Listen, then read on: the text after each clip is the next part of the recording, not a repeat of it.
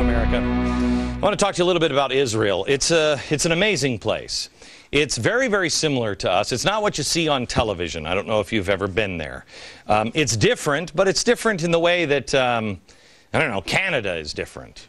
I mean, Canada, the United States, it's always really kind of been one and the same. I don't know how they feel about that, but it's kind of like the same country, except, I don't know, a little more regulation, I guess, until now. It's not as different. It's different in that way. It's not different like, you know, us and Venezuela or us and Egypt or Iran. Those are worlds apart. But Israel's problems are even very similar for us. For example, they have a political system that is crippling their country. We have one of those.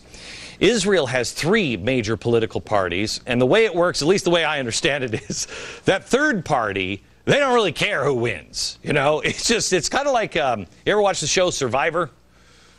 They just cobble together coalitions.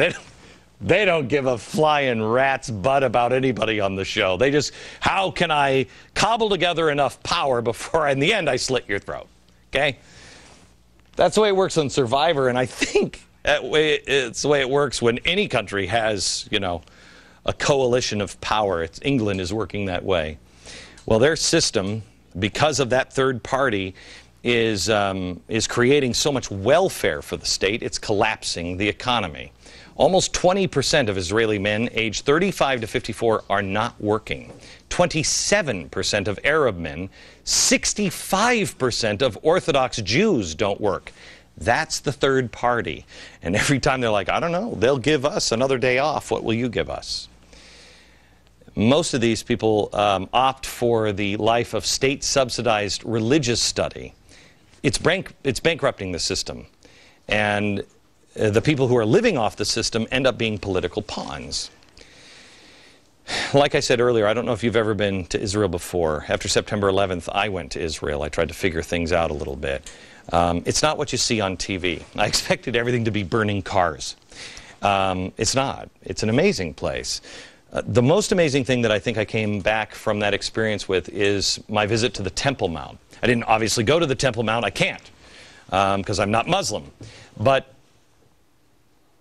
I mean, standing anywhere in that country, you feel that mount. At least I did. This is the space on earth where people think that God first talked to man. First time that God would speak to man as an individual. Abraham prepared to sacrifice Isaac right there. It's where Solomon built the temple.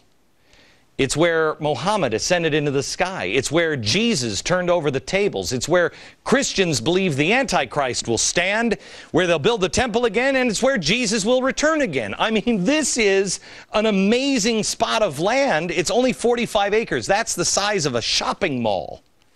That place. You can feel it, the power from the Temple Mount. You can. And it's got the whole world looking at it. Muslims, Christians, Jews. I mean, you may not believe in any of this stuff. I do. But you may not believe in this. But you got to ask yourself, how is it that a country the size of a postage stamp could throw the world into chaos and is predicted to play the central role in the coming of the Messiah? Fiji is about the same size as the entire country. New Jersey is slightly bigger. Wow. How is it a country that size that disappeared 2,000 years ago? I mean, here's a country that it was foretold would be destroyed and then would come back again and play a great role. Can you name any country that has left the face of the earth and then reformed and come back 2,000 years later? I got one. How about you? Israel was gone for centuries. Now, how did it get back into the picture? What happened? This is where it gets dicey and where America is involved. What a surprise! 1917, Woodrow Wilson. World War I. Most of Europe was preparing for war in 1917. Europe wanted to go to war. They wanted to duke it out. The U.S.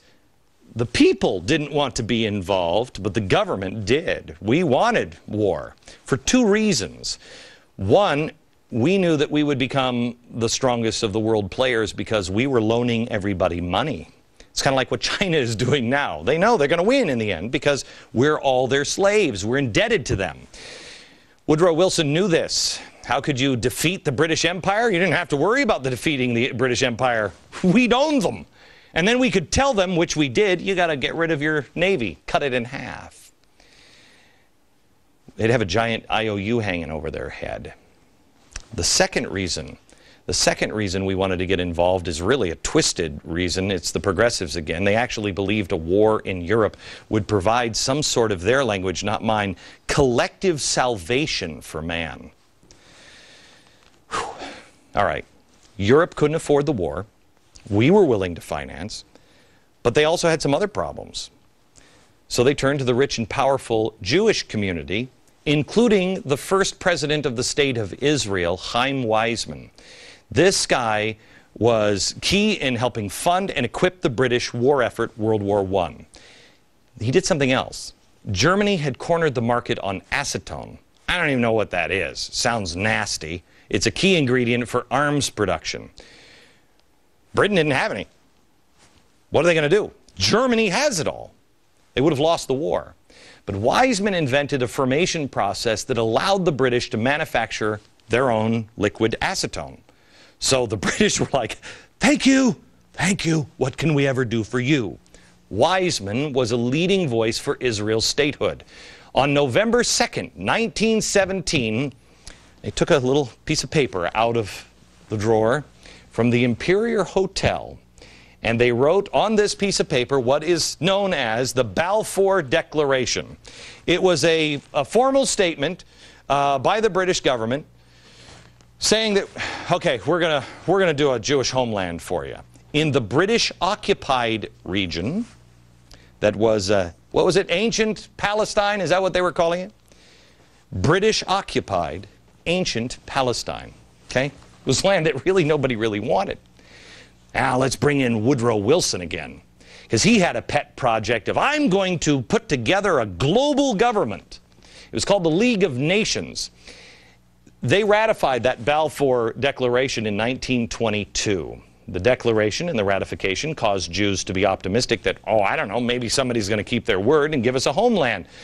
Jewish immigrants started to flee to the area and start to live there. And the Arabs, who really didn't like the Jews, but then again, at this time period in the world, who did? They became fearful that this would become a national homeland for the Jews, and they don't want all these Jews living there. 1936, still, haven't done the Balfour Declaration. Hadn't done it.